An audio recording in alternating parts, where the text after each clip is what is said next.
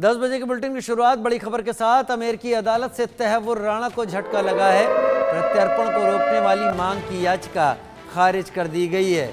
मुंबई आतंकवादी हमले के आरोपी है आतंकी तहव्वुर राणा। तहव्वुर राणा का भारत का प्रत्यर्पण का रास्ता साफ हो गया। 26/11 के आरोपी की अर्जी अमेरिकी सुप्रीम कोर्ट में खारिज हो गई। तहव्वुर राणा और डेविड कोलमैन हेडली एक साथ मिलकर मुंबई हमले की तैयारी कर रहे थे। डेविड कोलमैन हेडली भारत आकर रेकी के कामों में लगा हुआ था और तहव्वुर राणा लश्कर के लिए काम कर रहा था, अमेरिका में बैठकर, और छद्म नाम और छद्म काम के जरिए सब कुछ कर रहा था। संभव शर्मा मेरे साथ इस वक्त जुड़ गए हैं, हमारे संवाददाता। संभव, यह खबर पहले भी आई थी सुप्रीम कोर्ट के जुड़ी हुई, इस बार इस खबर में अलग क्या है? देखिए, जब लोअर कोर्ट से ये क्लियर हो गया कि तहव्वुर राणा को कोई छूट नहीं मिलेगी, तो तहव्वुर राणा ने एक पिटीशन सुप्रीम कोर्ट में डाली। जब सुप्रीम कोर्ट से उस पिटीशन पर कोई राहत नहीं मिली तहव्वुर राणा को, तो एक इमरजेंसी पिटीशन फाइल की। इमरजेंसी पिटीशन भी रिजेक्ट होने के बाद एक और पिटीशन 27 फरवरी को फाइल की गई तहव्वुर राणा के द्वारा, और उस पर सुप्रीम कोर्ट के ही फैसले को एक तरह से चैलेंज किया गया था। एक दूसरे जज की कोर्ट में, ये सुप्रीम कोर्ट के जज की कोर्ट में ही ये फाइल की गई थी पिटीशन, और जज का जो नाम था वो था एलेना कागन।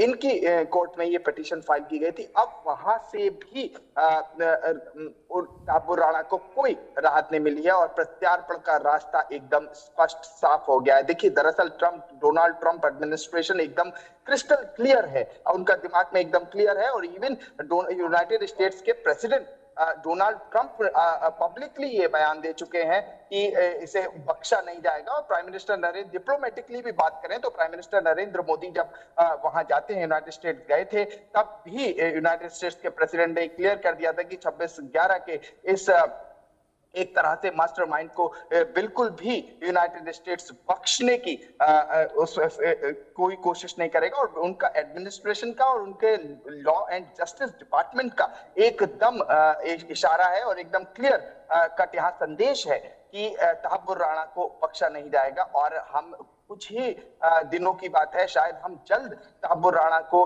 किसी भारत की जेल में देखें। हो सकता है तहव्वुर राणा को तिहाड़ में रखा जाए, हो सकता है किसी और भारत की जेल में रखा जाए। फिलहाल प्रत्यार्पण की जितने पैंतरेबाजी है तहव्वुर राणा की, वो सब फ्लॉप होती दिख रही है। जनवरी के 15-20 जनवरी से इन्होंने अलग अलग कोर्ट में अलग अलग पिटीशंस डाली थी। कैनेडियन नागरिक है और एक डिटेंशन सेंटर, यूनाइटेड स्टेट्स के एक डिटेंशन सेंटर में इस समय बंद है। पाकिस्तानी मूल के इस कैनेडियन नागरिक का अहम रोल 26/11 में है और एक ट्रायल भारत में चलना है, और ये पूरा ट्रायल तभी चल पाएगा जब law of the land follow तब होगा, जब ये अक्यूज, जो प्राइम अक्यूज्ड है, ये भारत की हिरासत में आए। और यहाँ पर यूनाइटेड स्टेट्स की सुप्रीम कोर्ट ने एकदम मामला क्रिस्टल क्लियर कर दिया, क्योंकि समय का अंतर है, भारत में अभी रात है, उस समय अमेरिका में दूसरा टाइम जोन है, इस वजह से ये डिफरेंस है। लेकिन वहां की सुप्रीम कोर्ट ने आज ये स्पष्ट कर दिया कि अब कोई और पैंतरा तहव्वुर राणा का नहीं चलेगा। जल्द ही